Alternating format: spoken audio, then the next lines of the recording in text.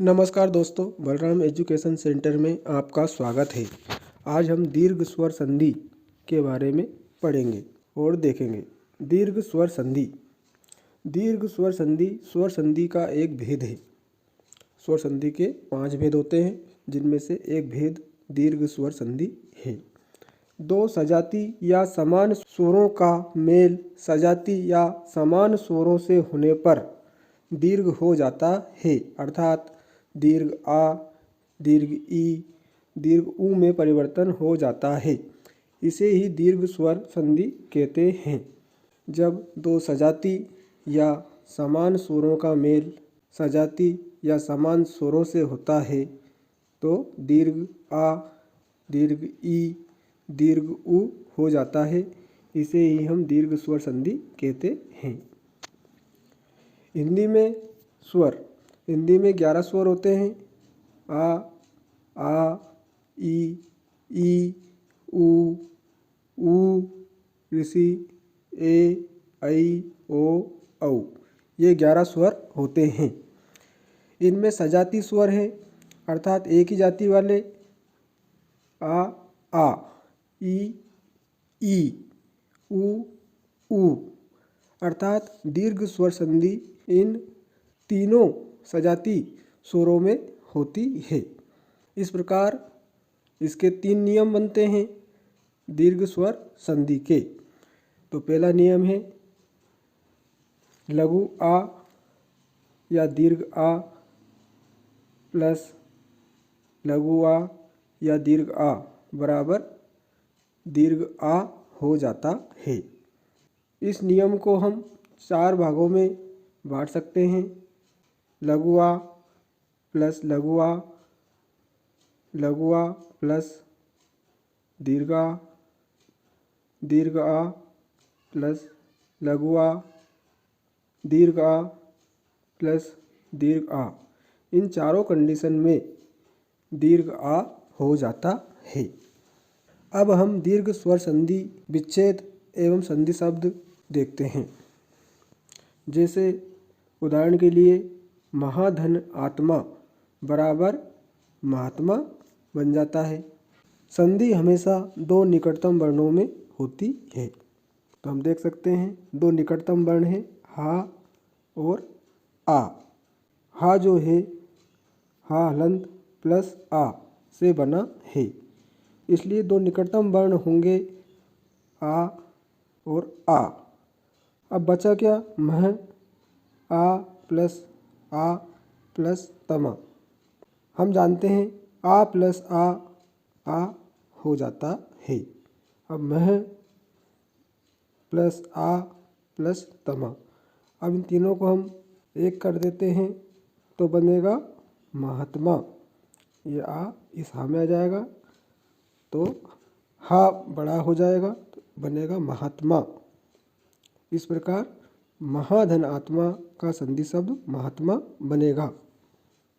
हम अब महात्मा की संधि विच्छेद भी देखते हैं, इसको तोड़ते हैं।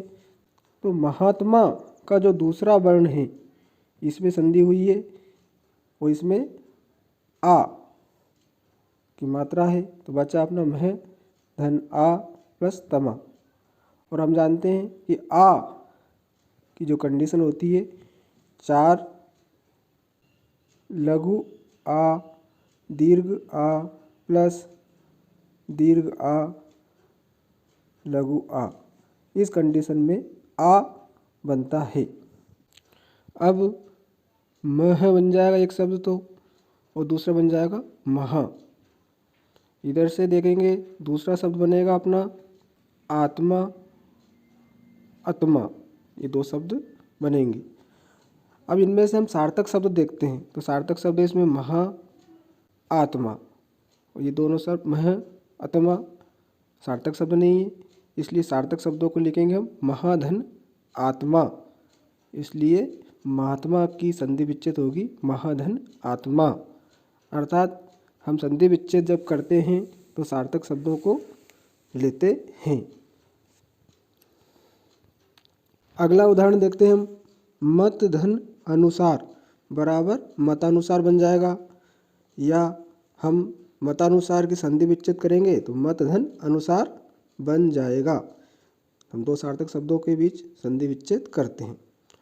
अगला है हिम धन आले बराबर हिमालय बन जाएगा। इसी प्रकार कक्षा धन अध्यापक बराबर कक्षा अध्यापक बन जाएगा। दीर्घ स्वर संधि का दूसरा नियम है लघु ई या दीर्घ ई प्लस लघु ई दीर्घ ई बराबर दीर्घ ई हो जाता है। जिस प्रकार पहले नियम को हमने 4 कंडीशन में बांटा था, उसी प्रकार इस नियम को भी हम 4 कंडीशन में बांट सकते हैं। ई प्लस ई, लघु ई प्लस दीर्घ ई प्लस लघु ई, दीर्घ ई प्लस दीर्घ ई। जब इन दो निकटतम वर्णों के बीच संधि होती है तो दीर्घ ई हो जाता है। उदाहरण गिरी धन ईस बराबर गिरीश बन जाएगा। गिर री जो शब्द है रा हलंत प्लस ई से बना है, इसलिए दो निकटतम वर्ण होंगे ई और प्लस बड़ी ई बचा सा। इस प्रकार लघु ई प्लस दीर्घ ई बराबर बड़ी ई में विकार परिवर्तन हुआ। गिर ई प्लस सा, ये शब्द अपने बचे हैं। अब इनको एक कर देते हैं तो रा में बड़ी ई की मात्रा लगा देंगे तो बन जाएगा गिरीश। इस प्रकार गिरी धन ईस का संधि शब्द बनेगा गिरीश। इसी प्रकार हम गिरीश शब्द की संधि विच्छेद अर्थात गिरीश शब्द को तोड़ते हैं तो गिर बड़ी ई प्लस सा, ये शब्द बचेंगे। दीर्घ ई की यही कंडीशन जिस प्रकार पहले नियम में थी, इसमें समान जाति वाली ई रहेगी और इस प्रकार गिरी दो शब्द आए निकलकर। इसी प्रकार इधर से आएंगे ईस। अब इनमें से हमें सार्थक शब्द देखने हैं। सार्थक शब्द है गिरी और इधर से है दूसरा शब्द ईस, तो संधि विच्छेद हो जाएगा गिरी धन ईस। यह सार्थक शब्द नहीं है।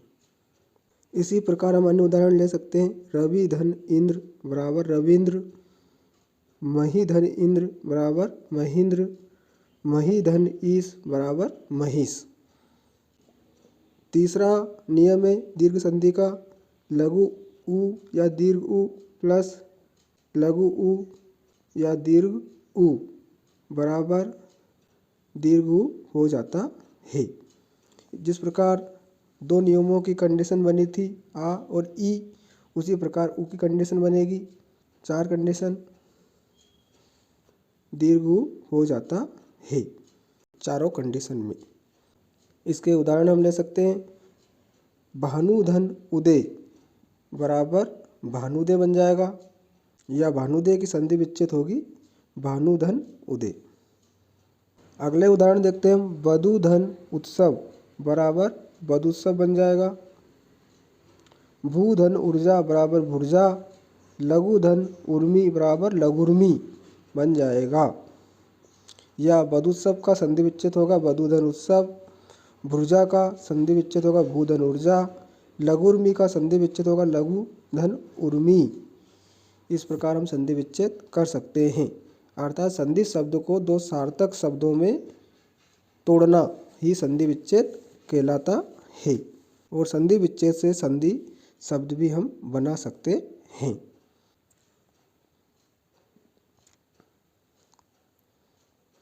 दोस्तों और प्यारे छात्र छात्राओं, हम देख सकते हैं कि दीर्घ स्वर संधि की पहचान हम कर सकते हैं। हमने अभी 12 उदाहरण देखे दीर्घ स्वर संधि के, और दीर्घ स्वर संधि के और किसी शब्द के दूसरे वर्ण में आ, ई, उ की मात्रा लगी हुई है, अर्थात दीर्घ आ, दीर्घ ई या दीर्घ उ की मात्रा अगर लगी है, आसानी से पहचान सकते हैं कि इसमें दीर्घ स्वर संधि है। हम देख सकते हैं जैसे मतानुसार, शब्द का दूसरा वर्ण ता जिसमें आ की मात्रा लगी हुई है। हिमालय मा में आ की मात्रा लगी हुई है। कक्षा अध्यापक दूसरा वर्ण अक्षा है जिसमें आ की मात्रा लगी हुई है। इसी प्रकार हम दूसरे उदाहरण भी देख सकते हैं। रविंद्र दूसरा वर्ण भी जिसमें दीर्घ ई की मात्रा लगी हुई है। महेंद्र ही में दीर्घ ई की मात्रा लगी हुई है। महेश ही में दीर्घ ई की मात्रा लगी हुई है।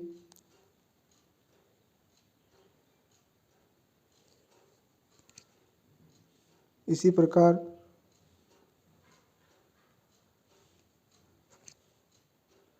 बधुत्सव दूसरे वर्ण में दीर्घ उ की मात्रा लगी हुई है। लघुर्मी दूसरे वर्ण में दीर्घ उ की मात्रा लगी हुई है। अगर किसी संधि शब्द के दूसरे वर्ण में दीर्घ आ, दीर्घ ई, दीर्घ उ की मात्रा लगी हुई है तो उस शब्द में दीर्घ स्वर संधि होती है। कुछ ही शब्द ऐसे होते हैं जिनमें तीसरे वर्ण में दीर्घ आ या दीर्घ ई या दीर्घ उ की मात्रा लगी होती है।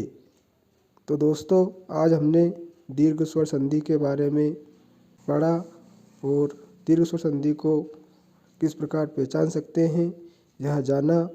अगर आपको वीडियो अच्छा लगा हो तो वीडियो को शेयर करें, लाइक करें और अगर आप बलराम एजुकेशन सेंटर चैनल पर नए हों तो चैनल को सब्सक्राइब ज़रूर करें। धन्यवाद।